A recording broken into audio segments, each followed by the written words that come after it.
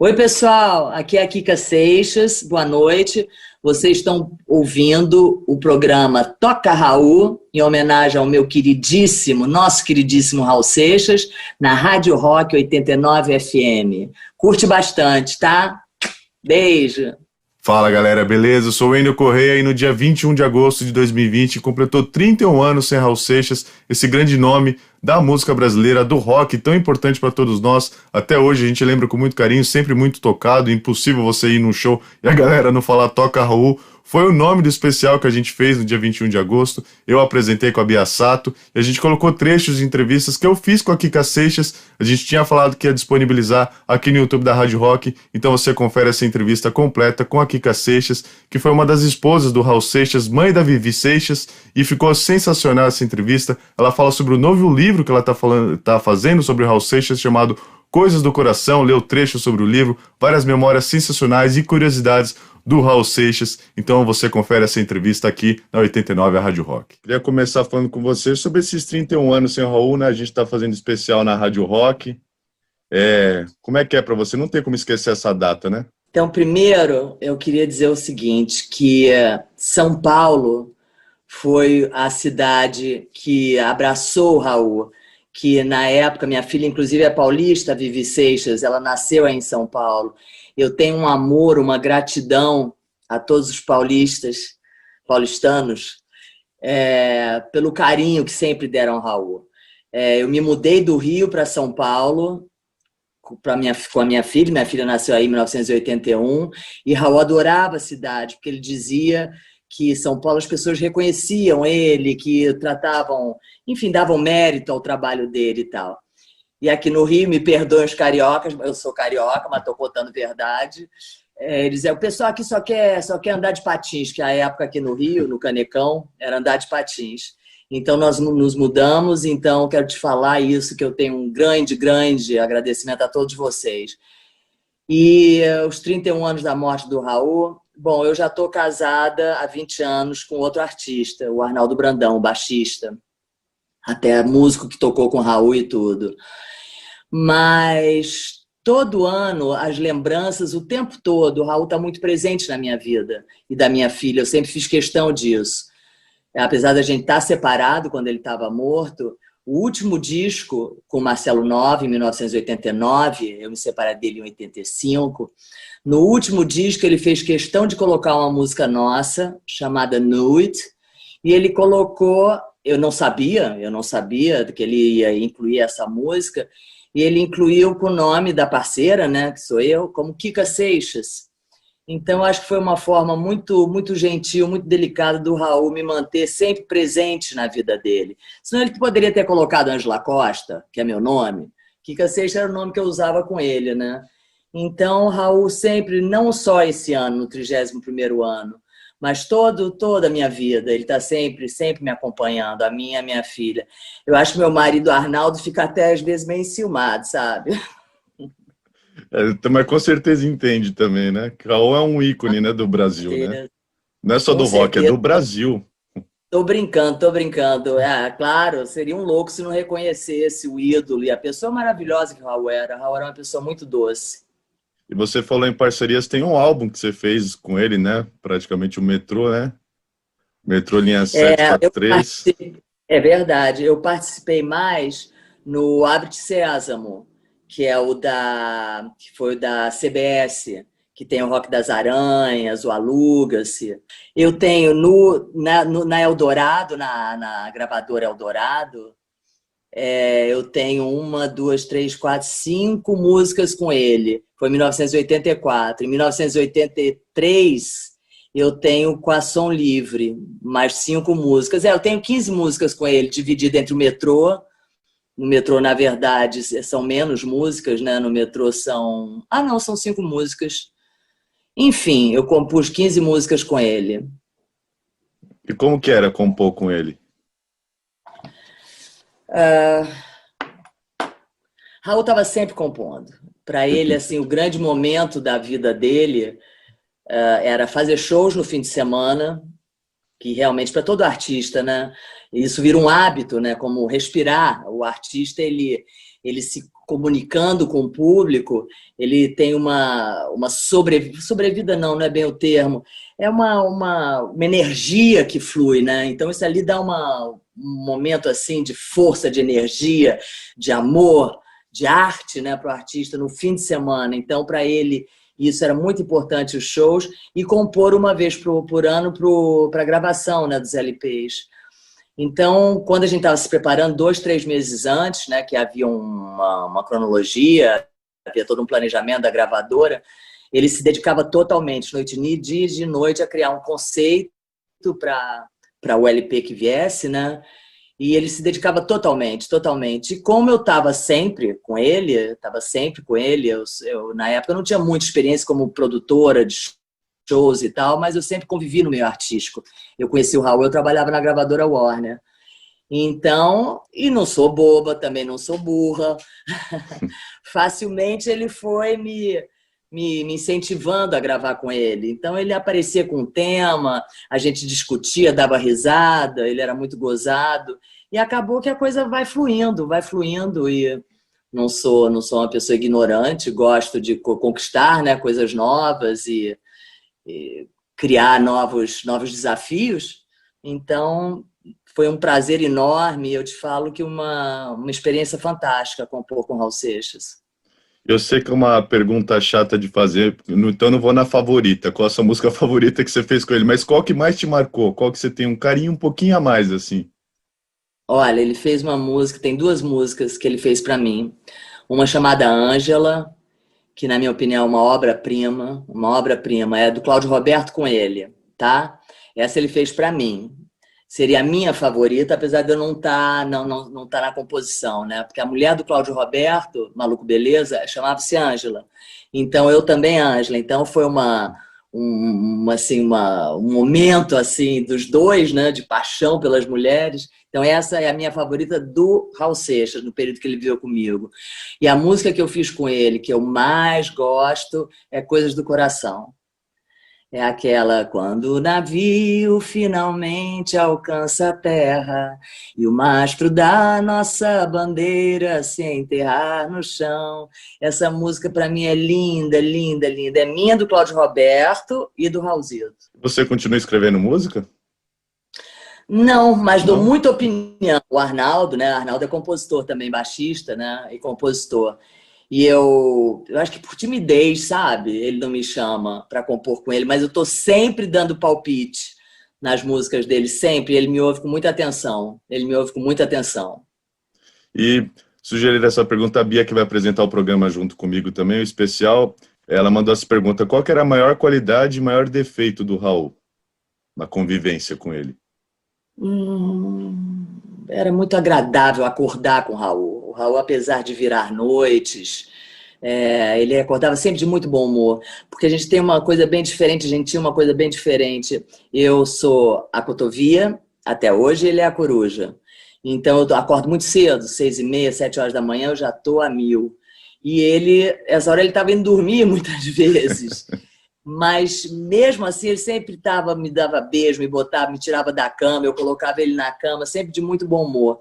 Então eu vou te falar que conviver com ele era um prazer enorme, uma pessoa muito, muito suave, bem diferente do artista, né, no palco. E o maior defeito, eu não posso dizer se era defeito. Eu era muito ciumento e não tinha motivo nenhum para ele ser ciumento, porque eu era uma mulher totalmente fiel no meu relacionamento com ele. Até porque eu tive uma vida muito tranquila, muito livre. Eu vivi em diversos países, namorei demais. Então, quando eu me casei com ele, eu me casei para ficar com esse homem só. Mas ele tinha ciúme de mim. Ele tinha bastante ciúme de mim.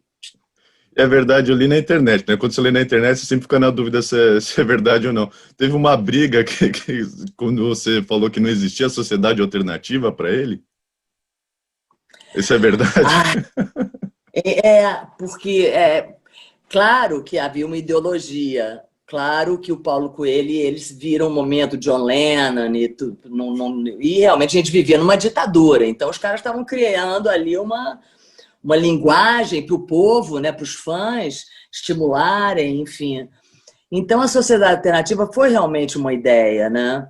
Mas Com a alternativa, foi aí que numa briga eu criei esse argumento com ele. Eu falei, cara, você tem um carro Galaxy, um carro chique.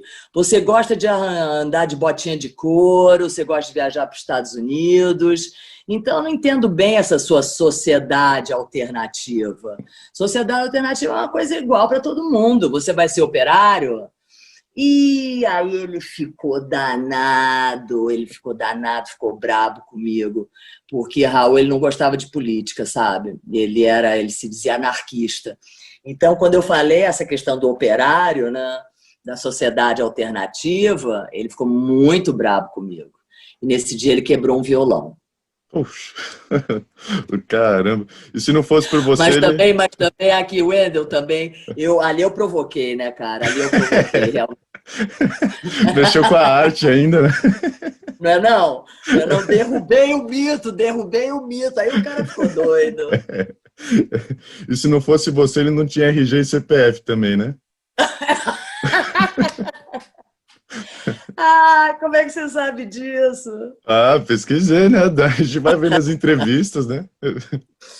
Era uma coisa. Cheque, então, nem se fala, não podia ter cheque. E pedia muito autógrafo pra ele, que na época eu acho que era autógrafo, né? Hoje em dia o pessoal pede a selfie, mas na época ele era muito reconhecido. Olha, quando eu comecei a viver com o Raul em 1980, o Raul estava numa fase da carreira dele muito ruim. Ele tinha passado já pelas gravadoras, ele tinha ficado muito doente na época da Warner, ele saiu mal da Warner, da gravadora Warner. E tinha dado bolo em shows, por causa de doença, por causa de bebida. Então ele não estava numa fase boa, não. Então isso, aqui no Rio, ele sentia muitas rádios não tocavam mais as músicas dele. Então aqui no Rio ele não tinha esse reconhecimento que ele tinha em São Paulo. Em São Paulo, quando a gente se mudou, que minha filha nasceu, o taxista parava o carro para falar com ele, seu Raul, é o senhor mesmo, e pedir autógrafo às pessoas na rua. Então havia um tratamento completamente diferenciado que aqui no Rio não tinha. E realmente sim, na hora dos shows e tal, o Raul antes do show ele gostava de ficar compenetrado, e ficar quietinho, óbvio, né? Para aquele momento de entrega, né? E vinha fãs no camarim, ele me pedia, Kika, não deixa, depois do show. E realmente depois do show vinham cascatas de pessoas e pediam. Ainda bem que na época pedia autógrafo, que esse negócio selfie é fogo. Não tem como. E Não como é? você acha que ele estaria hoje, nesse ano maluco que o mundo está vivendo em 2020 com essa pandemia e com redes sociais?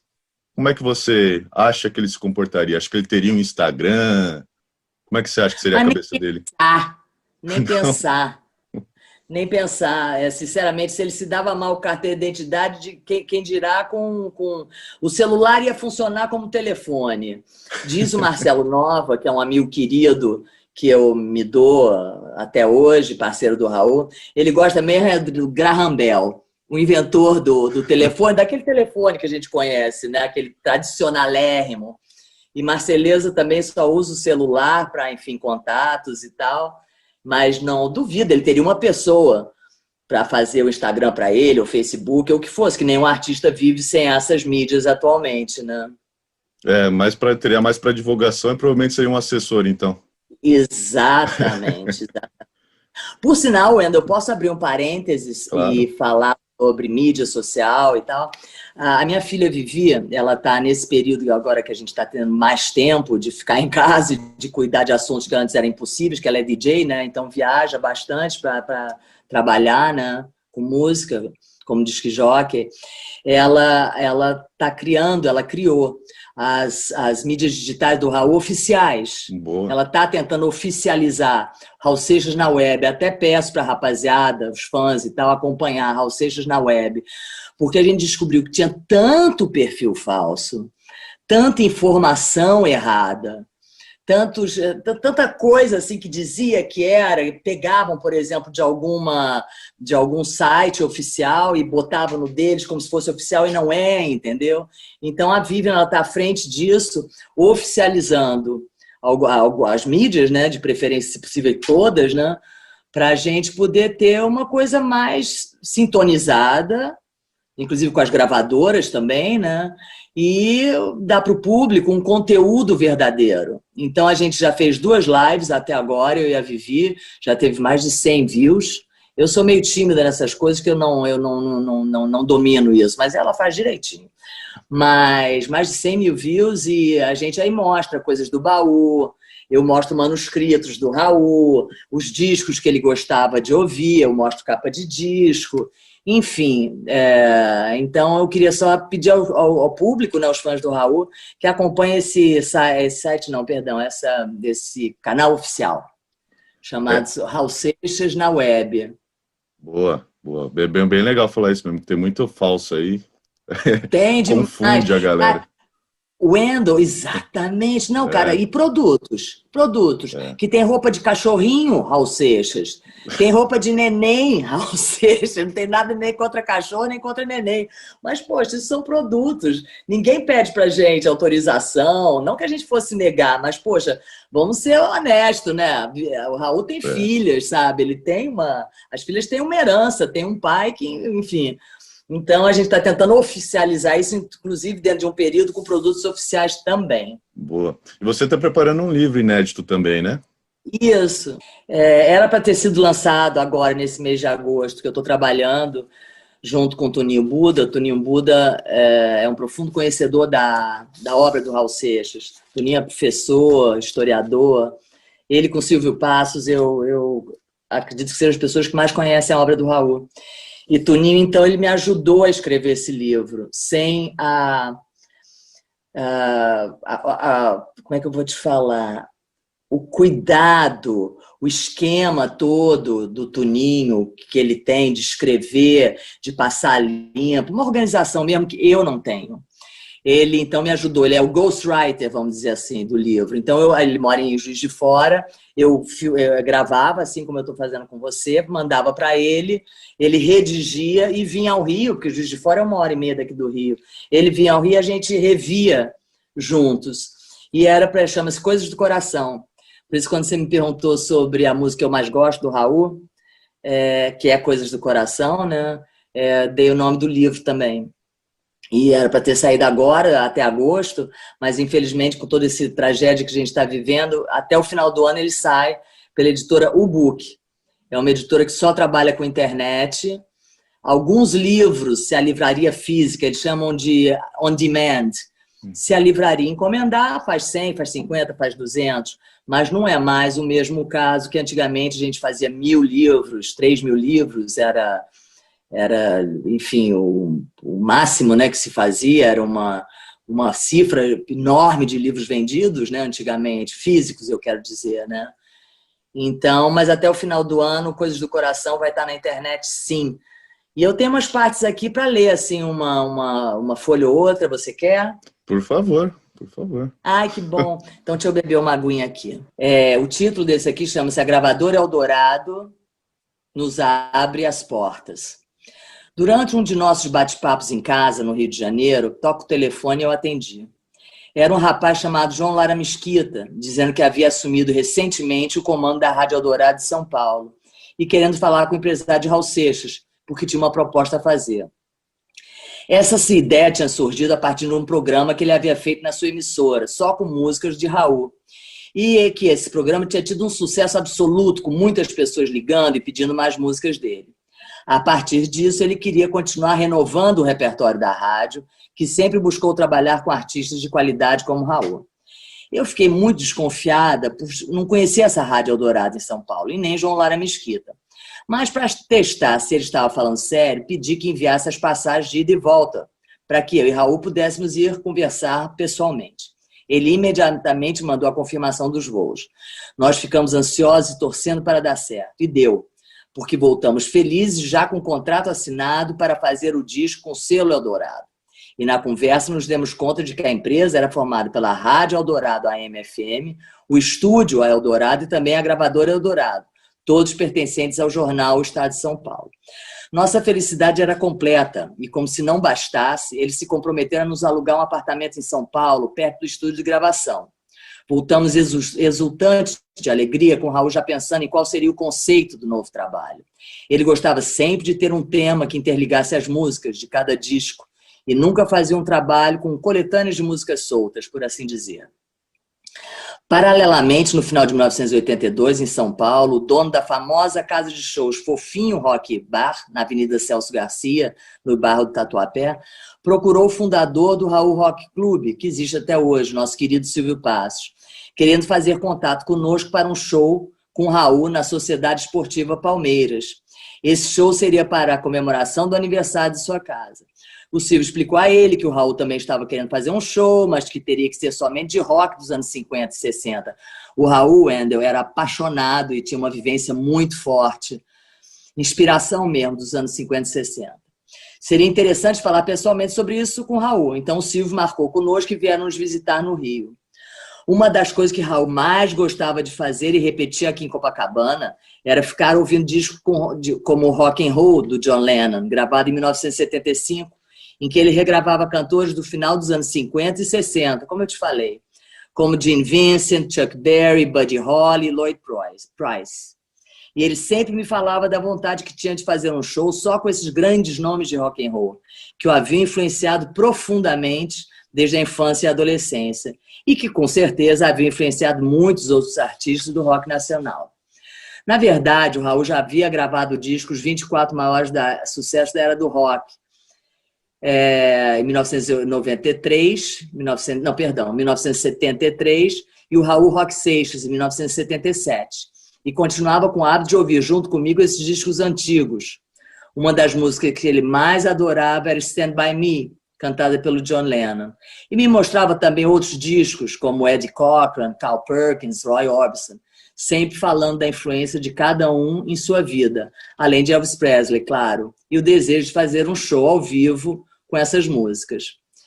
Então foi isso, a Eldorado apareceu, o Silvio Passos apareceu nas nossas vidas também com esse convite para fazer esse show de rock, e começou aí o nosso Eldorado, não foi só a gravadora, foi o nosso Eldorado, uma fase de muita esperança, e Raul realmente revivendo e retomando o lugar que ele tinha na música brasileira, né, Wendel? É legal, e também duas coisas me chamou a atenção, é a importância do rádio, né? Sempre foi muito importante para os artistas, né? Eu como radialista. Tem toda a razão, Wendel. De divulgar os artistas, né? Que faz parte até hoje, né? Mesmo hoje com o stream, com o Spotify e tudo, mas a rádio faz a diferença, né? Eu adoro. E você falou que o show da Sociedade Esportiva Palmeiras. Eu sou palmeirense. Qual era o time do Raul e qual que é o seu? Eu sou... Raul não tinha... Raul não olha... Tinha. Raul não fazia ginástica, Raul não torcia por nenhum time. Eu sou fluminense. Mas Raul... Nem assisti, nem Copa do Mundo ele assistia. Mas nada, nem pensar. E a praia, eu ouvia a praia, ele já achava assim, um absurdo, uma falta. Essas pessoas não têm o que fazer, não, Kika? Que doido. Tem mais um trecho aí que você quer ler?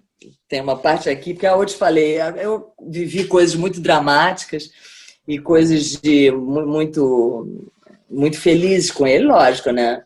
Não seria só com o Raul, mas enfim. Tem a parte triste e a parte feliz. Essa parte aqui, você vai dar risada, o pessoal vai dar risada. Falando do nascimento da nossa filha Vivian em Sampa. Vivi nasceu na maternidade Matarazzo, em São Paulo, no dia 28 de maio de 81. E, felizmente, logo saí da sala de cirurgias e fui levada para o quarto. Me lembro claramente do Raul em pé, segurando a Vivi no colo, muito, muito emocionado. Quando saímos no hospital, fomos para a Rua do Rubi, no Brooklyn Velho, onde estávamos morando. A vovó Maria Eugênia e o avô Raul logo vieram da Bahia para ficar um mês com a gente, porque meus pais estavam no Rio e não puderam vir me acompanhar. Na emoção do contato com a nova netinha, seu Raul, a gente chama também de velho Raul, escreveu um acalanto. Ele, olha que interessante, o velho Raul, pai de Raul, ele era poeta e fazia músicas também. E muitas, quer dizer, músicas. Ele fazia poesia, Raul gentilmente musicava, e o velho ficava todo feliz. E emocionado com o nascimento da Vivi, o velho Raul escreveu acalanto em Lá menor para minha neta Vivian. Vai estar no livro, a rapaziada pode ver. Bom, por eu estar me recuperando do parto, a Maria Eugênia quem trazia a Vivi para colocar no meu colo. Numa dessas ocasiões, aconteceu uma gravação muito divertida que o Raul fez enquanto a neném estava mamando. Naquele momento, por algum motivo, ela chorava e se afastava de mim, toda birrenta. Mas o pai dizia, Vivi, um dia, minha filha, você vai ouvir isso aqui e vai achar graça, a Vivi mamando no peito da mãe. E fiel à mania de gravar suas memórias, colocava de volta no meu seio e gravava o som dela sugando. Depois a gente ligava o gravador e só ouvia aquele glupt, glupt, glupt que ela fazia e ríamos muito. Eu tenho essa fita cassete guardada até hoje. Depois de poucas semanas, quando eu já tinha me fortalecido, Dona Maria Eugênia teve que voltar para Bahia, para Salvador, e ela mandou uma moça chamada Sandrita para nos ajudar por uns 3 ou 4 meses em São Paulo. Depois de algum tempo, ela já estava trabalhando com a gente, aconteceu uma história muito gozada. Sim, a história hoje parece engraçada, mas naquele dia eu não achei graça nenhuma. Quando eu cheguei no supermercado, fui fazer compras. Quando cheguei no supermercado, notei que tinha esquecido a carteira em casa e voltei no mesmo táxi para buscá-la. Quando o carro estava estacionando no nosso endereço, eu vi uma mulher esquisita, estranha, pulando desajeitadamente por uma janela lateral, tentando entrar na minha casa. E pela mesma janela vi a Sandrita, a empregada, lá dentro, fazendo sinais para que ela pulasse com cuidado. Uma coisa muito esquisita. Eu me perguntei, que diabo é que está acontecendo aqui? E quando abri a porta principal, dei de cara com aquela cena patética. A Sandrita tinha trazido uma mulher que estava pendurada na janela, uma fã do Raul, para conhecê-lo no momento em que eu não estivesse em casa. Ela se aproveitou da minha ausência com medo que eu pudesse ficar com ciúmes ou me negar a receber a tal da tiete. Com essa atitude desastrada, decretei o despacho SEDEX da Sandrita de volta para Salvador. Que coisa, hein? Ai, ai. Você ficou maluca na hora, né? Cara, não, no dia seguinte a Sandrita foi dispensadérrima. E foi a primeira vez ou você descobriu que ela já vinha fazendo isso com frequência? Cara, não sei, porque não teve nem Não tempo teve. de explicar nada. A cena era tão inusitada, entendeu? Era tão absurda que eu não quis nem saber, mas é capaz, hein, cara? Sensacional, já estou ansioso para ler esse livro inteiro. São várias memórias, Ai, que então, né? bom. Que bom. São várias memórias suas, né, da época que você viveu com ele, então. Isso. De quando eu encontrei com ele, né, que eu trabalhava na Warner, em 79, que ele estava gravando o último disco, que era o dia que a Terra parou com o Cláudio Roberto, porque os sinos dobram. E ali ele estava terminando já a relação com a Warner, não estava boa, não. Mas eu trabalhava na gravadora nessa época. E final de 79 para 80 a gente já estava namorando, já estava morando junto. Então eu conto desse começo até o final, o enterro dele, que eu já estava separada, mas eu ia visitá-lo, levava a Vivi. Em São Paulo, eu morando no Rio, ele morando em São Paulo, sempre São Paulo. Raul adorava. E o enterro, daí depois, quando a mãe, tem cartas da Dona Maria Eugênia, a mãe do Raul, escrevendo sempre para mim. A gente era muito amiga. E teve um período, logo depois da nossa separação, que o Raul foi para São Paulo. Ele estava muito deprimido, ele ficou... Nós ficamos, eu também fiquei arrasada com a separação. Mas ele foi para Salvador para tentar tratamento, para ficar perto do irmão, que ele amava, o Plínio, que morava em Salvador, e fazer um tratamento de desintoxicação e tal. E a Dona Maria Eugênia me escrevia todo dia, então tem as cartinhas dela também, praticamente todo dia, não vou dizer todo dia. Mas eu tenho os originais até hoje, são cartas escritas à mão. E até depois, né, quando eu recebi o baú do Raul, que ela me deu, quando ela foi fechar, né, o apartamento em São Paulo, da Frei Caneca, o baú do Raul existe, é um baú mesmo, cheio de manuscritos do Raul, que ele, desde garoto, ele guardava. Esse baú do Raul existe mesmo, até já virou o baú do Raul revirado, livros que eu lancei no passado. Então ela me mandou isso e eu comecei então a fazer esses livros, juntei artistas eu criei o baú do Raul, o baú do Raul, com diversos artistas, foi disco de ouro, mais de 100 mil cópias vendidas, com diversos artistas cantando Raul, enfim, sempre trabalhando em prol desse artista que eu amo, pai da minha filha, meu marido, amor da minha vida. Mas, enfim, desde o começo então, até o final. E continuo trabalhando. Sempre que eu puder, eu vou estar divulgando a obra do Raul, porque ele dizia assim para mim, Wendel, ele dizia aqui que eu não tenho medo de morrer. Eu só não quero ser esquecido. Então, acho que ele conseguiu, né? Não vai ser. Não vai ser, porque ó, eu nasci em 90, um ano depois que ele faleceu, e eu sou muito fã do Raul, meu pai escuta direto. É isso. E parece que eu vivi a época. Eu só não tenho algumas referências, né? Porque eu não vivi a época, mas de tanto assim que você consome Raul Seixas, você parece que viveu a época, mesmo não tendo vivido. Não, e agora todo mundo toca Raul, cara, em qualquer show. Infelizmente a gente não está podendo ter essa quantidade de shows, mas em qualquer show as pessoas usam ou falam uma frase dele, uma citação. Opa! Aí, ó, participação especial. É uma participação especial.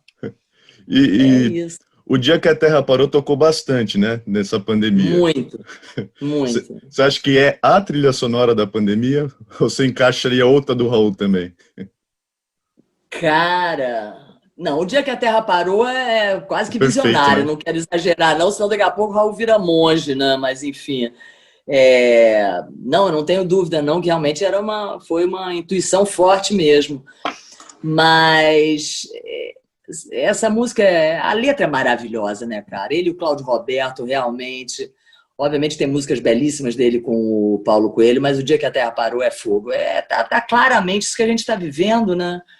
E a Vivi, vou falar da Vivi de novo, ela preparou um clipe corporativo com diversas pessoas cantando, interpretando essa... Faz, não é artista não, faz.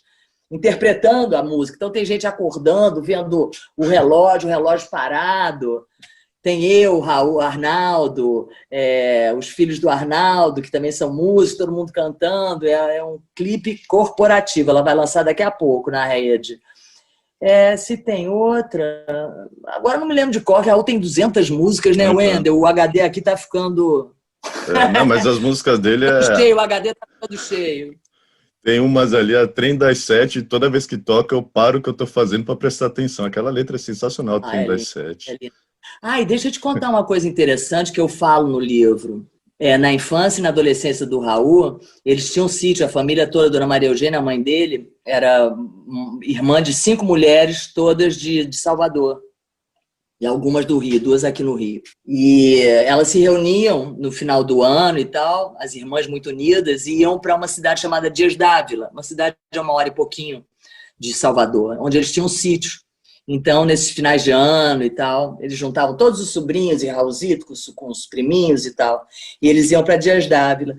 E o que o Raul me contou, e eu conto nesse livro, é que o trem passava no fundo da casa desse sítio. Então, ele via o trem ao longe. E esse trem, quando ele parava em algumas cidades, e Dias d'Ávila era próxima, ele apitava. Então, a história do Trem das Sete é verdadeira. Era um acontecimento real na vida do Raul. E quando ele fala, né, no Trem das Sete, que realmente é uma obra-prima, né, eu conto nesse livro que o Trem das Sete existia realmente. E eles, às vezes, o pai dele era, o Dr. Raul, ele era engenheiro de estrada de ferro. Então, muitas vezes ele percorria esse trajeto todo para ver se estava tudo certo, se as engrenagens, se os trilhos ou as estações estavam direito, né?